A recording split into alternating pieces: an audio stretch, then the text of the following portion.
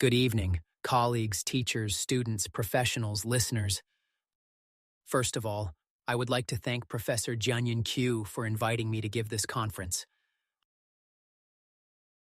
I also thank Professor Katrina Louise Laser, my friend from Germany, also a teacher of the Sino-German project, who initially suggested that my books be used as bibliographic material in the teaching activities of this 12th training program. The positive reception of his proposal by the teachers of the Sino-German project opened the doors for the beginning of this journey of meeting and communication between us, as well as for the translation and publication of my books in China. I am honored by the invitation, the friendship, and the use of my books in this project to train therapists. It is for me an immense responsibility, for which I hope to be up to the task, to be able to contribute to the development of psychotherapeutic care practices at the Shanghai Mental Health Center. My conference will aim to indicate some epistemological and methodological principles that can provide a fruitful exchange between different theoretical systems in favor of the improvement of psychotherapeutic care practices. To this end, I structured my presentation by addressing the following argumentative thematic items. I. Cultural Inc. 2. A new type of communicate. Farf. A prophylact V. Approximation 6. First, I would like to resume, roughly speaking, the complex context of the insertion of psychoanalysis in China. What I will do with the prudence due to a foreigner in a foreign land relying on two texts by Chinese authors. 1. The development of psychoanalytic psychotherapy at the Shanghai Mental Health Center, Xu, Qiu, Chen, and Xiao, 2011. And 2. Reflections on the path of development of psychoanalysis in China, finding the anchor in the midst of the tension between fascination and alienation, Qiu, 2025. Next, given the characteristics of this scenario, I believe it is possible to state that psychoanalysis in China finds a patient who has a way of being and suffering, for which it is not yet prepared to treat adequately. Then, recognizing that we are faced with two different traditions of thought, I ask the question about the possibilities or impossibilities of communication between them. On the one hand, we have psychoanalytic theories and their proposals for linear description of development phase by phase. On the other hand, the ways in which emotional development is thought of in China in the direction of the cultivation of personality. Supported by my research on the dialogue between different theoretical semantic systems of psychoanalysis, as well as on the different theoretical semantic systems of psychoanalytic theories of development, in which I was able to learn and propose some epistemological and methodological principles so that communication could occur. I propose to apply these same principles to the problem of communication, to the problem of the use of psychoanalysis, and to psychoanalytic theories of development in contexts and ways of living or ways of being that have an existential semantics different from Western subjectivity. Then, trying to objectively deepen my communication proposal, I propose to comment on some aspects of the developmental theory of psychoanalyst Donald Winnicott, 1896-1971. Considering that his way of thinking has great phenomenological proximity to certain ways of promoting and encouraging the cultivation of personality in China.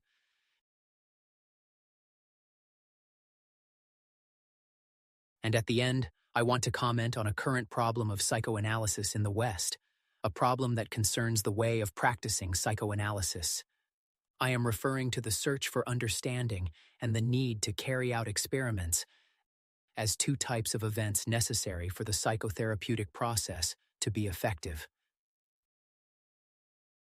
In this sense, I consider that the way in which the cultivation of personality is encouraged and promoted in China, it emphasizes much more the value of lived experience than that of rational understanding. The phenomenon or the notion of experience can then be used as an event common to developmental thinking, whether within the framework of psychoanalytic theories or within the framework of the cultivation of personality in China, even if each of these ways of thinking about development does so in its own way, in its theoretical semantic contexts. The understanding of the way in which each of these developmental perspectives experiences and carries out existential experiences will then be able to improve clinical thinking in both systems. This is the conceptual plan and the argumentative scheme of my lecture. Let's look at a more detailed analysis of each of these items. Professor Jianyin Qiu comments in her article referring to the way of thinking of psychoanalysis and the way of thinking about subjectivity in China, that there are profound existential semantic differences between these two traditions of thought. These differences generate conflicts, dissonances, and difficulties regarding the possibility of the applicability of psychoanalysis in China. Jianyin Qiu explains in his text that these differences can be referred to three major fields of phenomena. A. Cultural differences.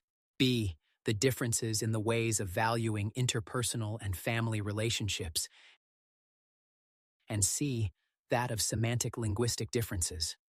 As far as the field of culture is concerned, there is an opposition between Chinese collectivism and the individualism of psychoanalysis.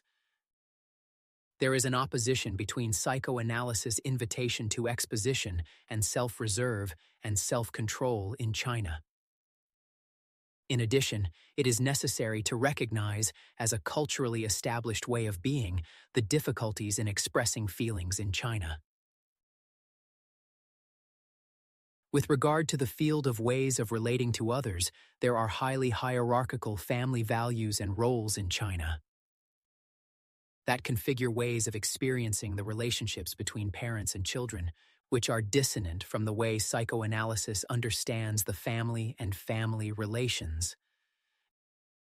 And with regard to the semantic linguistic field, there are impossibilities of translating words and using metaphors from one tradition to another. This context of existential semantic differences seems to constitute a person, a patient, for whom psychoanalytic theory and method, as practiced in the West, it wouldn't work very well. Perhaps it is even possible to say that it is a new type of patient. A new type of patient who has his existential singularities. A new type of patient who has other types of needs. A new type of patient who has other ways of establishing effective contact and relationship with the other. A new type of patient that demands a specific setting. A new type of patient who demands other types of care.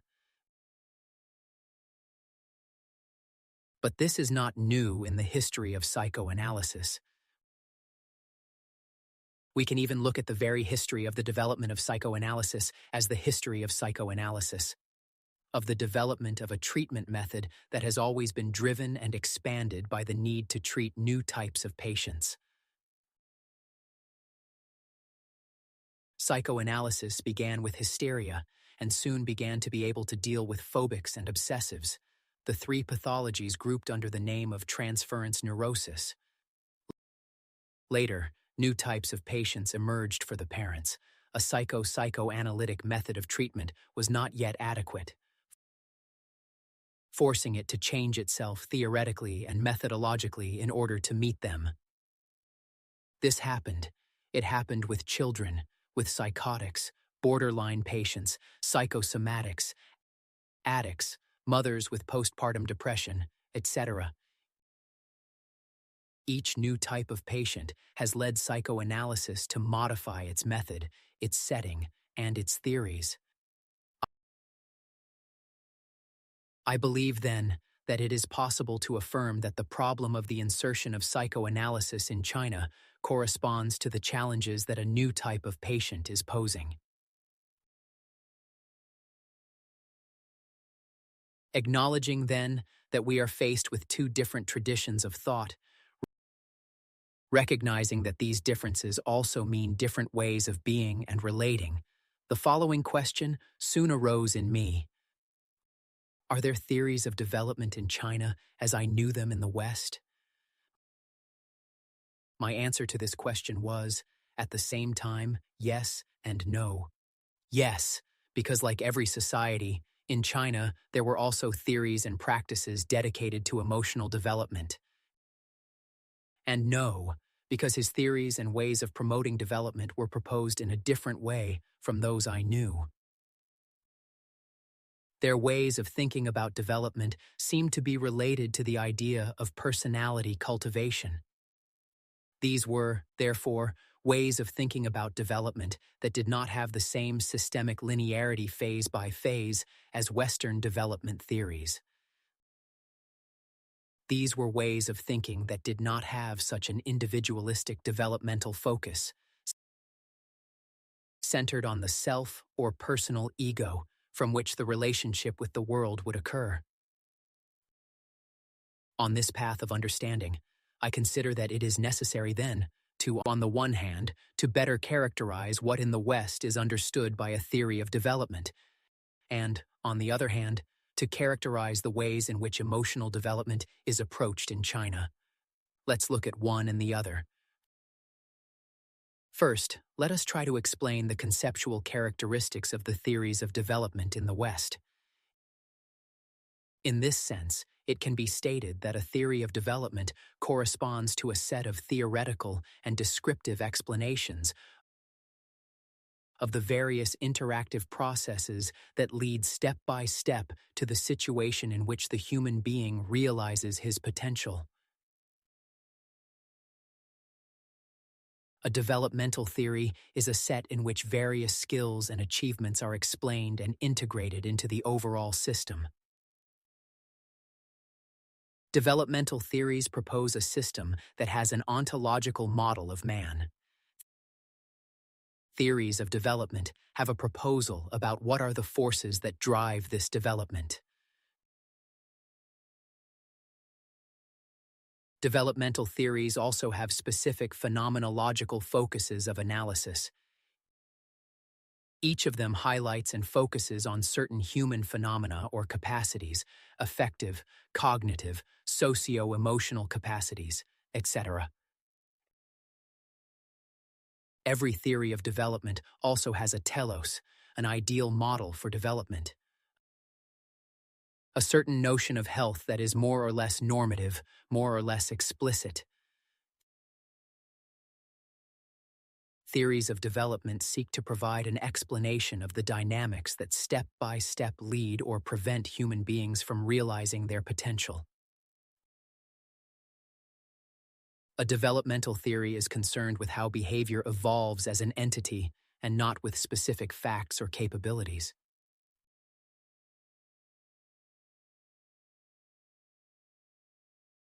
A theory of development refers to the integrated systemic set of the ways and capacities of being of human nature, avoiding referring to isolated functions, organs, or abilities. Throughout the 20th century, in the West, the field of study dedicated to development theories had a great expansion, constituting itself as a new area of scientific psychology, today called the area of developmental sciences.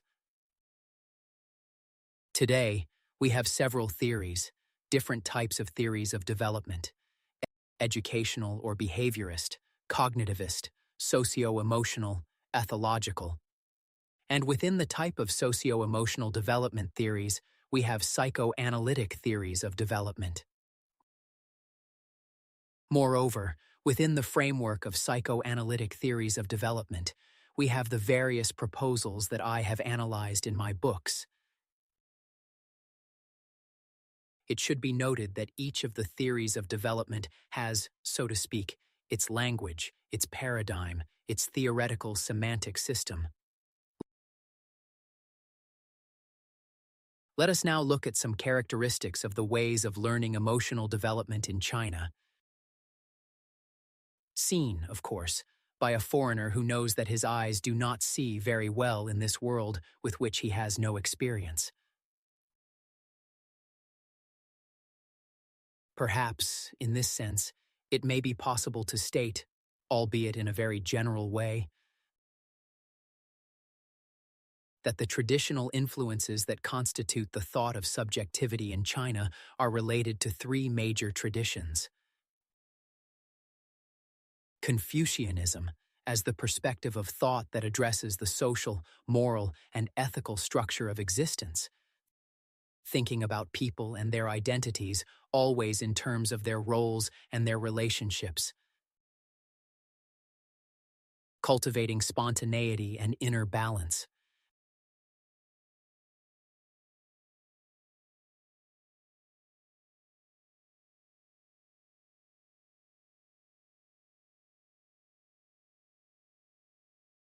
And Buddhism, as the perspective of thought that would be related to development and telos for personal transformations, presenting an understanding of suffering, promoting compassion and detachment. In the context of these traditions, it seemed to me that the ways of thinking about emotional development in China were proposed according to some horizons and goals to be sought, as well as in function or explanation of good practices for this.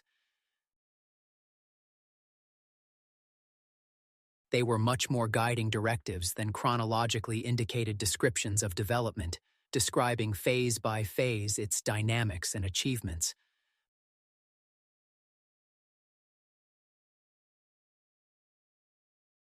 They were, so to speak, much more of a compass than a map with their routes and places of passage. Their ways of understanding and stimulating development seem to refer to some directives and practices, such as A. The cultivation of personality in its relational existence. B. The practice of the ways in which development can and should be carried out, implying the understanding that it happens in time, requiring effort, repetition, and perseverance. C. The search for harmony as a method of development, designating a dynamic state. Productive and creative balance, relational balance, referring to internal harmonies, body, mind, heart, as a type of psychosomatic integrity. The systems were actually very different. How would mutual understanding be possible? How to establish communication between such different theoretical semantic systems?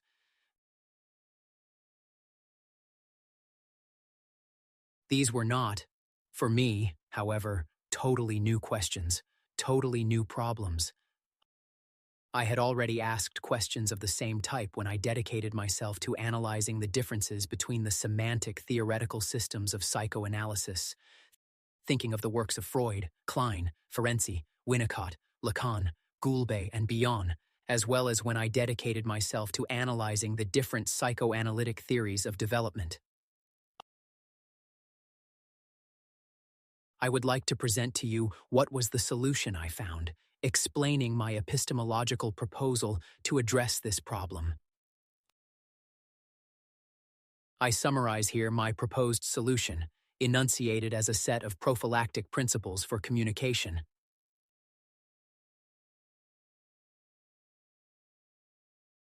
A. Synthesis between different languages is not possible. It is not possible to synthesize different conceptual semantic theories, even though it is possible for one system to understand another, so that the system starts to consider phenomenological aspects and dynamics that it has not yet considered.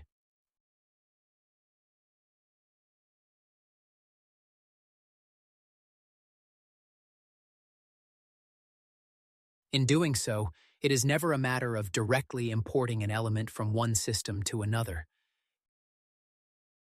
It is never about importing from one reality to another, but rather considering the suggestion or stimulus to re-describe the suggested reality from his own language, re-describe the phenomena, reality, and their dynamics in their own language. This redescription is always made, however, from a certain theoretical semantic paradigm. But what happens when these principles are not considered? Whether in the field of psychoanalysis or in the field of relations between sciences, or even between the sciences and other areas of knowledge, between the sciences and philosophies, etc., breakdowns in communication occur. In this sense, it is common for dissonances and non-understandings to occur when interlocutors from different paradigms meet. Cases in which a brutal difficulty of communication imposes itself on the meeting are common. There are untranslatable terms and ways of thinking. The problems to be solved are not the same, even if they sometimes have the same name. Sometimes, terms that are close to each other can have different meanings and reference. Other times, different terms may have the same meanings and reference. A work that we could characterize as being that of respect for an ethics of terminology.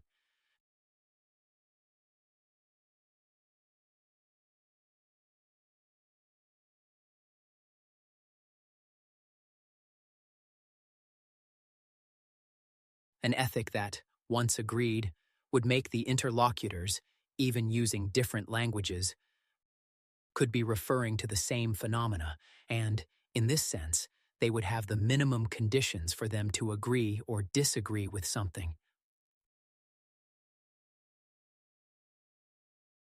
By grouping these epistemological and methodological principles with the proposal of an ethics of terminology, I believe that we have a way so that, on the one hand, the proposals of psychoanalysis can be used in psychotherapeutic contexts and practices in China, and, on the other hand, the context of the ways of being of subjectivity in China, the care of a new clientele can give impetus to psychoanalysis for its development, whether in the East or in the West. In this direction, there would be a mutual contribution or mutual enrichment, providing an increase in the ability to enunciate and solve problems of each of the systems in communication.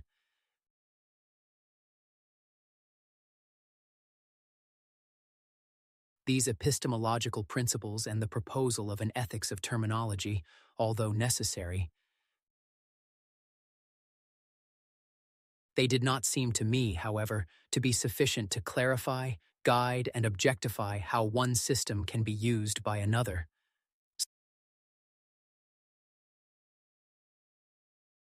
Some additional steps would need to be taken. As a first step to supplement the principles, it would be necessary to differentiate between what would be the most universal theoretical and descriptive proposals of those more singular, determined and constituted by semantic, theoretical, historical, social, and regional aspects. As a second step, complementary to this one, it would be necessary to identify in each system the proposals, procedures, dynamics, and phenomena that would be in tune or harmony with the field of problems of the other system that one wishes to address. That is, to identify aspects of one system that have objective use in the other system, even if this may mean some modifications. For example, the recognition that there are transferential processes in psychotherapeutic relationships, and that these should be the object of management and understanding in the psychotherapeutic process. It is in this context and with these guidelines in mind that I now propose to comment some aspects of the psychoanalytic theory of emotional development proposed by Winnicott, given that I consider that his way of thinking has a perspective that has proposals, procedures, dynamics, and phenomena that would be in tune or harmony with the field of problems found in the Chinese existential semantic framework. Winnicott considers that emotional development occurs following two major lines of events.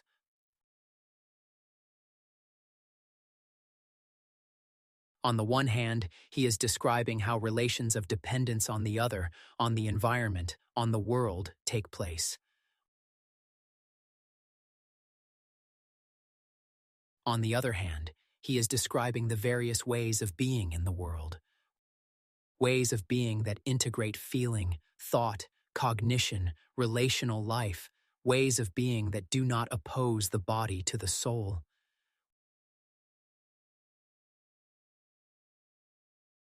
Winnicott also refers to other aspects of human nature, as well as some aspects of the psychotherapeutic method and process, that may have applicability or are of heuristic value, use value in the context of clinical work with subjectivity in China, such as A. For Winnicott, human nature has as its ontological foundation a need to be and continue to be. B.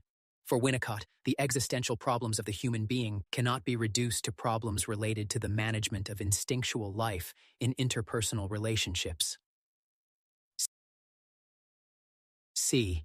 For Winnicott, the foundation of health is given in the mother-baby relationships. D. For Winnicott, culture, man's entry into culture, into the world of culture, corresponds to an expansion of his possibilities of being with the other. This possibility is, in turn, an expansion of the activity of playing, having its childish and adult dimension. E. For Winnicott, playing is important not only for the contents it conveys, expresses, projects, etc., but also in itself, for the experience it performs. The action of playing accomplishes, makes real oneself and the other.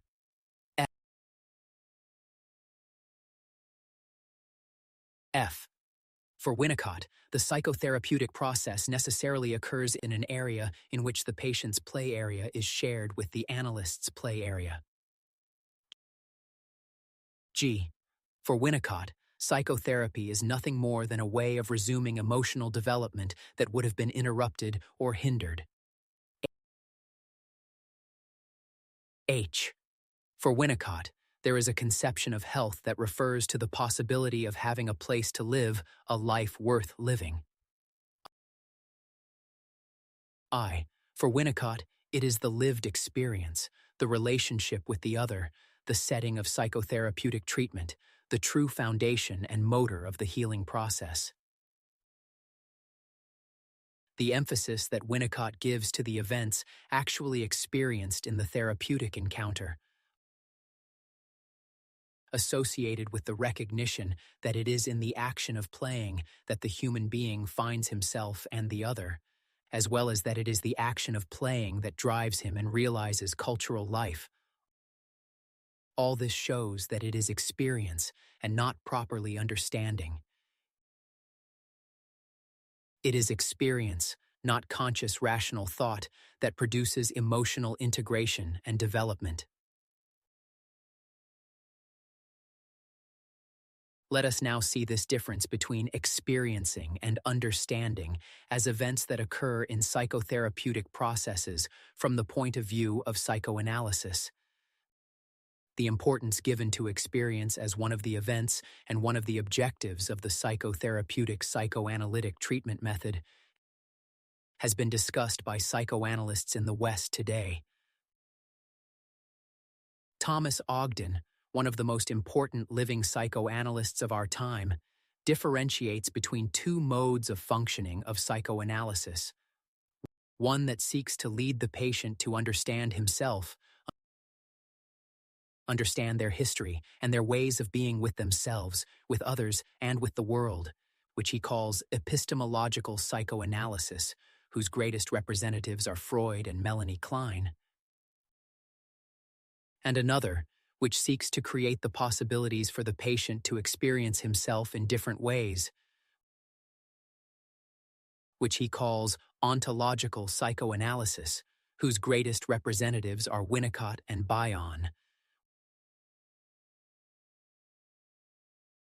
We can give more objective examples of experiences lived in psychoanalytic psychotherapeutic processes, experiences that have value in themselves because they are lived beyond the understandings that can be had of them.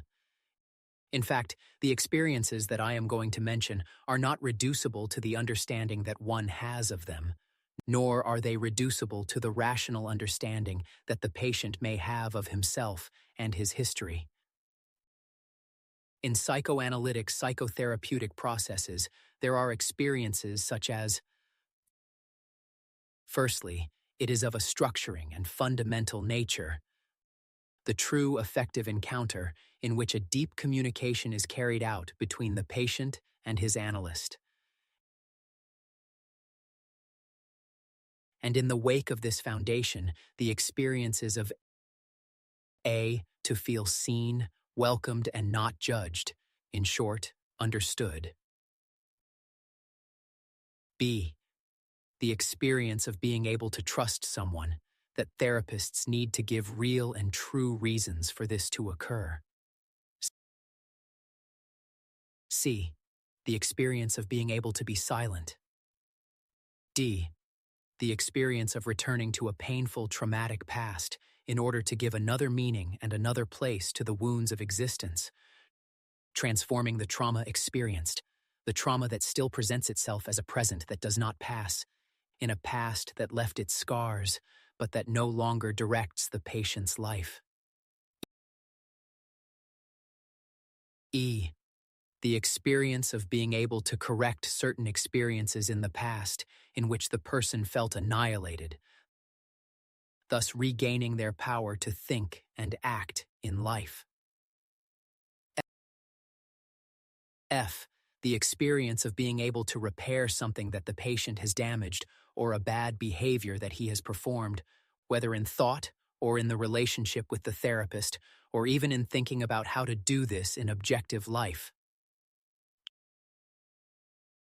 G, the experience of being able to share interests, typical of the dynamics of the activity of playing, or the activity of communicating deeply and truthfully with the other, which means a way of realizing the cultural experience of being with, finding oneself and the other at the same time.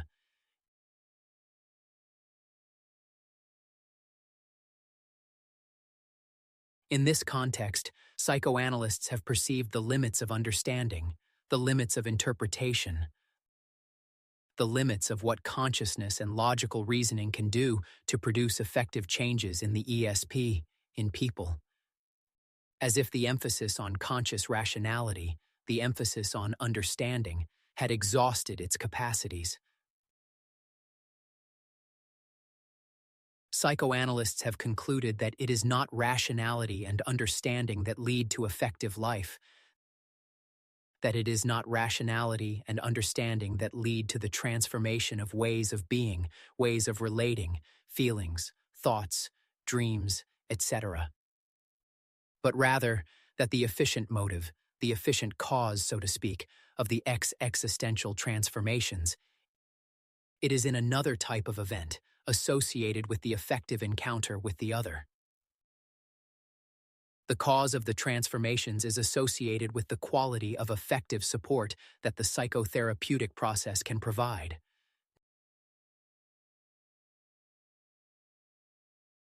Nevertheless, a large part of psychoanalytic practice, a large part of psychoanalysts, seeks and proposes to understand.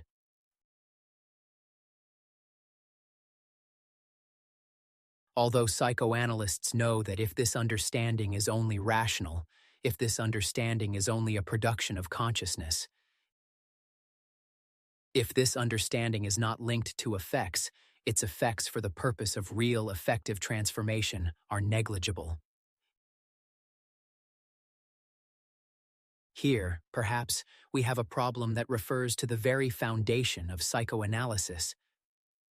If psychoanalysis proposes that we find the determinations of feelings, thoughts, and behaviors in the unconscious, affirming that consciousness has no power over psychic life, but, at the same time, it promotes and stimulates conscious understanding as a way of acting on psychic life. The famous statement that psychoanalysis seeks to bring the unconscious into the conscious. Consciousness, conscious understanding, would be put back in the place of that which can direct and determine psychic life.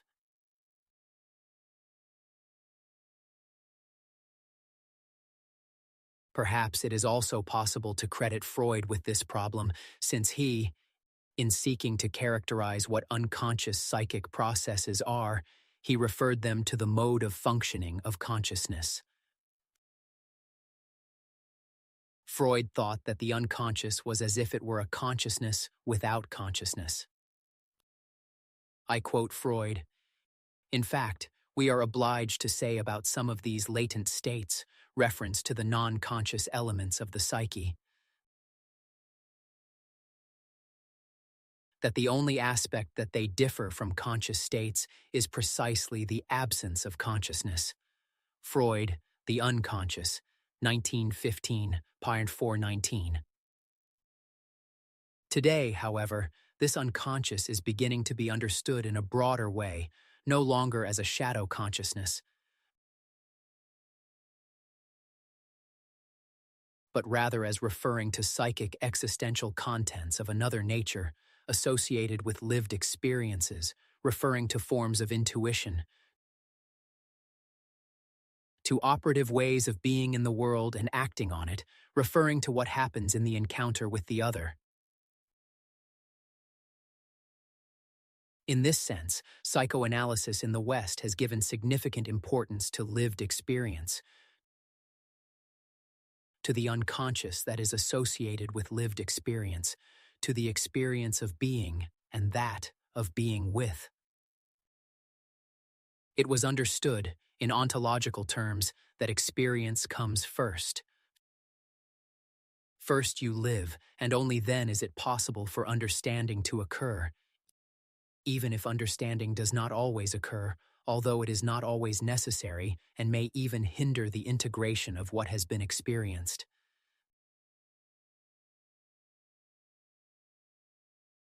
This brings us to the psychotherapeutic encounter as an activity that communes these two perspectives or practices of the psychoanalytic, psychotherapeutic process, the search for understanding and the realization of experiences. It should be noted, however, that presenting understanding and experience as separate practices from each other, capable of being lived without one not being mixed with the other, amalgamated with each other, corresponds to an error in the phenomenological description of existential events. Understanding and experience are mixed like water that is thrown into wine. They become impossible to dissociate.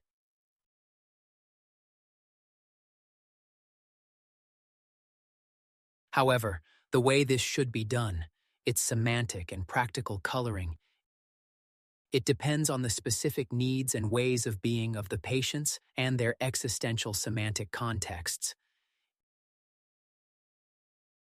It can be said that a psychotherapeutic, psychoanalytic process, or one that uses principles, concepts, and understandings provided by psychoanalysis, will make understandings and experiences considering the semantic existential context of patients, whether in the West or in the East.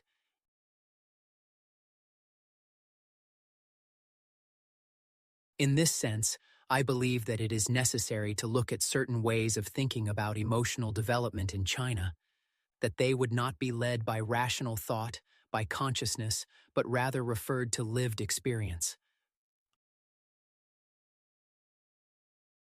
I return to three situations or references that came to me when I thought about some ways of referring to the cultivation of personality in China. First, the legend of the carp that jumps the dragon gate. In the legend of the carp that jumps the dragon gate, as you know, a carp, like many others, tries to climb an extremely difficult current. Only the one who persists, endures the effort, and jumps the dragon's gate, transforms into a dragon. In a first interpretation, it may be possible to consider that the common carp, like all children, is fragile and dependent. It will only be through effort, repetition, enduring frustration and failures that it can be transformed, growing with the integration of experience and not by a magic leap, until it goes beyond its initial condition towards a more powerful and autonomous state.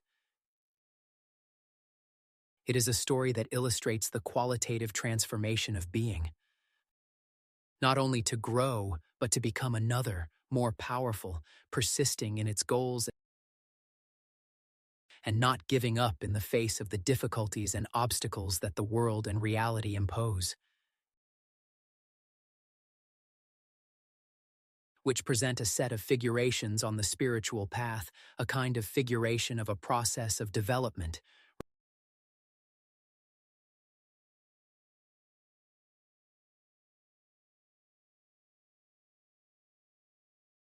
referring to the path to be followed towards enlightenment, especially in monasteries. In Oxfording pictures, traditionally associated with Chinese Chan Buddhism, the process of development does not correspond properly to a linear process towards a strong and autonomous self,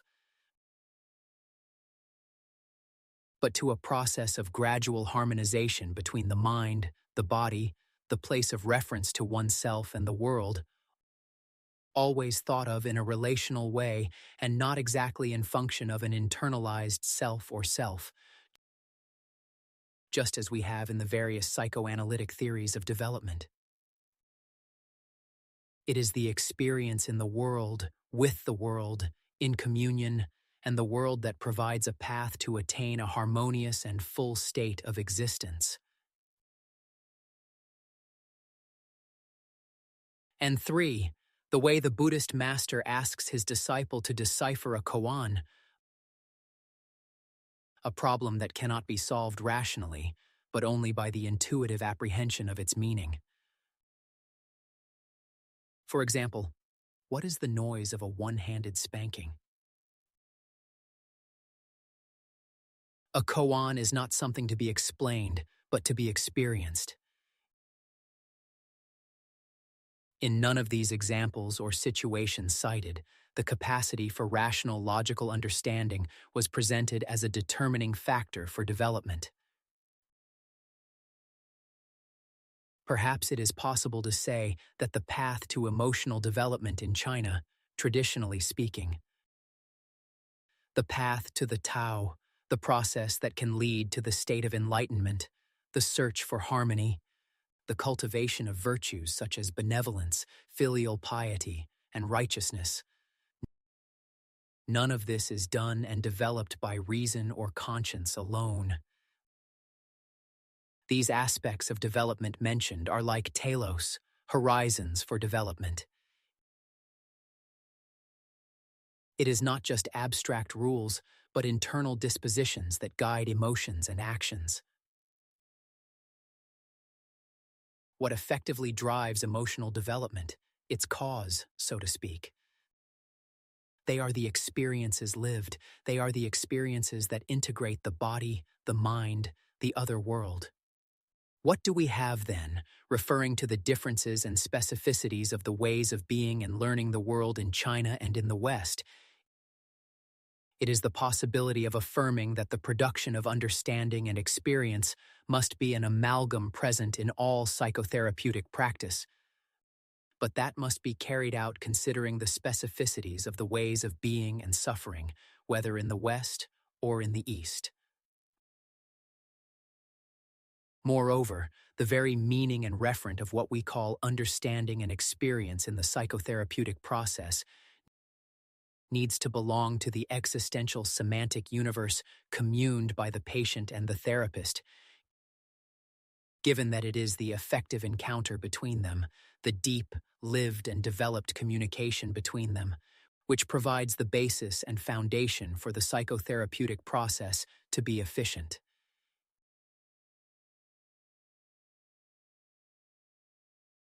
It is then found that new patients, new contexts, and new existential scenarios, they demand that psychoanalysis, its method and its theory be transformed in order to meet the needs and singularities of the patients it seeks to treat, whether in the West or in the East. It is, in my view, a meeting between the patient and his analyst, an encounter between psychoanalytic theories of development and the ways of thinking and understanding subjectivity and its modes of functioning in China. An encounter that needs to overcome its communication difficulties so that mutual suggestions and stimuli can be effective. And then, each of the interlocutors can improve their system aiming at the enunciation and resolution of their problems.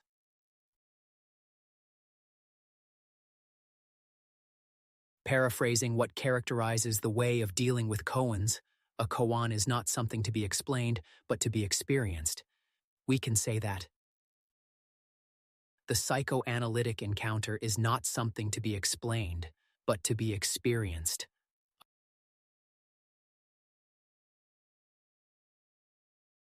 I hope that this two-way road, which I am having the joy and fascination of being able to carry out or to start carrying out now with you, whether in the presentation of my comments or with my books, may be the beginning of a path of discovery and development of our thoughts, of ourselves, and of the psychotherapeutic practices we practice. I thank you for the honor and the possibility that has been given to me to be with you, trying to put in words something that certainly surpasses them. Thank you so much for being here and listening to me.